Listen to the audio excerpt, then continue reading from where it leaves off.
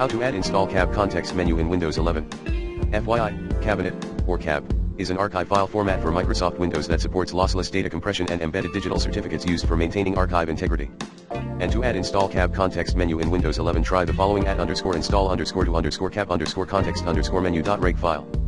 Code: Windows Registry Editor version 5.00 HKey_classes_root \cab folder \shell \runas HKey_classes_root \cab folder \shell \runas @install has lua shield HKey_classes_root \cab folder \shell \runas command @cmd/kdism/online/add package/package path \1 and to remove install from context menu of cab files, remerge remove_install_from_cab_context_menu.reg.